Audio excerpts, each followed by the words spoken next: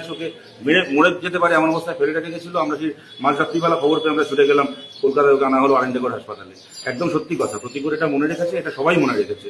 যেমন আমি পার্টির জন্য খুন হয়ে যাচ্ছিলাম, এটা যদি কারো মনে থাকে তার নিশ্চয়ই এটাও মনে আছে তাকে কারা খুন করছিল। গোষ্ঠীর মধ্যে এখনো আমরা সমষ্টি আছি, এই সমষ্টিকে এই গোষ্ঠীকে ভাঙবার জন্য বহুবার চেষ্টা হয়েছে। সেই চেষ্টায় যখন সফল হয়নি তখন ব্যক্তিগতভাবে প্রতিকূলকে আক্রমণ করে ওর মানসিক যন্ত্রণাকে এমন পর্যায়ে নিয়ে যাও যে ও এটা করতে বাধ্য হয়। নাম আসছে, কেউ তো আমার প্রশ্ন করেনি, আমি কি উত্তর দেবো বলে। আর খবর কেন এখন এগুলো নিয়ে হচ্ছে কিন্তু আপনারা ঠিক করেন কি নিয়ে খবর হবে। প্রতিকূল এর আগে বাংলা ভাষাও যাত্রায় কম করে 50টা সমাবেশ করেছে, অসাধারণ অনেক কথা বলেছে, কত সভা সমিতিতে, কত মিটিংয়ে মিছিলে মমতা ব্যানার্জির বিরুদ্ধে, বিজেপির বিরুদ্ধে হাজারটা কথা বলেছে, তার একটা নিয়েও কোনো খবর হয়নি। এখন যখন হঠাৎ করে সিপিআইএম নিয়ে কথা বলছে তখন খবর হচ্ছে। তো যারা খবর করছেন তারা ঠিক করবেন যে প্রতিকূলের কোন কথাটা খবর হবে আর কোন কথাটা খবর হবে না। কিন্তু 2026-এর আগে এই কথার উপর একটা ন্যারেশন তৈরি হয়েছিল যে সিপিআইএম কোথাও নেই, সিপিআইএম শূন্য। এটাও দেখা যাচ্ছে আবার সেই সিপিআইএম এর তরুণ প্রার্থীদের কাছে বিভিন্ন পলিটিক্যাল পার্টি তাদের কল আসছে। তার মানে মার্কেট ভ্যালু তো সিপিআইএম এর লোকজন ছেলে মেয়েদের বেশি, সেটা মনে করে। এবং ওইভাবে দেখছি না ব্যাপারটা।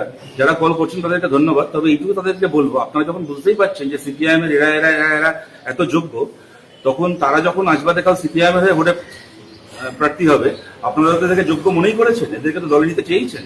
সুতরাং এরা যখন সিপিএম এর হয়ে দাঁড়াবে, এদের যোগ্যতা অনুযায়ী এদেরকে ভোট দেবেন আপনারা। তৃণমূলের নেতা কর্মীদের কাছে আবেদন থাকলো, যাকে নিজেই প্রার্থী করতে চান সে যদি অন্য দলেরও প্রার্থী হয়, সিপিএম এর প্রার্থী হয়, তাকে ভোট দেবেন না কেন?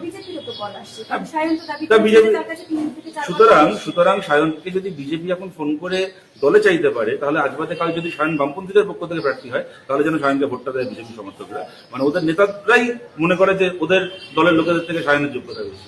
আপনারা যারা তরুণ প্রজন্ম, তারা এই সিচুয়েশনে দাঁড়িয়ে কিভাবে মোকাবিলা করবেন? কারণ বিভিন্ন দিক থেকে এই বক্তব্য উঠে আসছে যে সিপিআইএম এর প্রতি তাহলে আস্থা হারাচ্ছে। দেখুন, এটা না মোকাবিলার প্রশ্ন না, এটা আপনারা এই মিডিয়াতে 2-4 জন যারা আছে, যাদের খবরের কাগজে নাম বেরোয় তো কয়েকটা ভোটে প্রার্থী হয়েছে, তরুণ প্রজন্ম বলছি তাদেরকে খালি বোঝা হয় তাহলে তো সমস্যা। গোটা বাংলা জুড়ে আমাদের হাজার হাজার লাখ লাখ তরুণ কর্মী রয়েছে। আমাদের এরকম অনেক কর্মী রয়েছেন, পাশের বাড়ির মানুষ জানেন যে মাঝরাত্রিবেলা কোনো দরকার পড়লে তৃণমূলকে পাবো না, বিজেপিকে পাবো না, একে যদি ফোন করি মাঝরাত্রিবেলা আমার পাশে এসে দাঁড়াবে। রেড ভলেন্টিয়ার, যখন কোভিডের সময় রেড ভলেন্টিয়ার হয়ে আমাদের গোটা বাংলা জুড়ে আমাদের রেড ভলেন্টিয়ারটা কাজ করছিল, এরকম ঘটনা ঘটেছে। আমি বলছি মাইকেল দা বলে আমাদের একজন তরুণ কমরেড, আসানসোলে গোটা পরিবার মারা গেল কোভিডের সময় রেড ভলেন্টিয়ার হয়ে কাজ করতে গিয়ে। সে নিজে কোভিড আক্রান্ত হলো, তার স্ত্রী, তার বাবা, তার মা, 4 জন মারা গেল কোভিডে। এরকম আমাদের তরুণ কর্মীরা রয়েছে, নিজের জীবনকে সংকটে ফেলে কাজ করেছে। সুতরাং তাদের সিপিআইএম এর প্রতি আস্থা হারানোর প্রশ্ন নেই, তাদের সিপিএম এর প্রতি আস্থা আছে যে সিপিআইএমই পারবে পশ্চিমবাংলাতে একটা সুস্থ ভারতে একটা সুস্থ রাজনৈতিক সংস্কৃতি ফেরাতে। আর তার বাইরে দেখুন এই সমস্ত প্রলোভন, এই কমরেড বিনয় কুমার একটা কথা বলতেন যে আমরা কমিউনিস্ট, আমাদেরকে যেরকম বাইরে এরকম অনেক কিছুর বিরুদ্ধে লড়তে হয়, আমাদের সাম্প্রদায়িকতার বিরুদ্ধে লড়তে হয়, পুঁজিবাদের বিরুদ্ধে, জমিদারতন্ত্রের বিরুদ্ধে লড়তে হয়, তখন প্রত্যেকদিন নিজের মধ্যে লোভের বিরুদ্ধে, নিজের ব্যক্তিগত অ্যাম্বিশনের বিরুদ্ধে, হাজারটা প্রলোভনের বিরুদ্ধে লড়তে হয় আমাদেরকে। এইটা জেনেই আমরা সবাই কমিউনিস্ট হয়েছি। সুতরাং এগুলো নতুন কিছু না আমাদের কাছে। মনে হচ্ছে যে সেই প্রলোভন, সেই হাজারটা প্রলোভন, সেই হাজারটা হাতছানি প্রতিকূল রহমান পারবেন সেগুলো করবো, ভরসা আছে, আশা করি পারবে। ও এখনো অব্দি এমন কিছু বলেনি, ওর কিছু কথা নিশ্চয়ই এমন আছে যেগুলো কিনা প্রশ্ন করার বা বিতর্ক কে ট্রিগার করার মতো, যার মধ্যে অনেক উপাদান রয়েছে।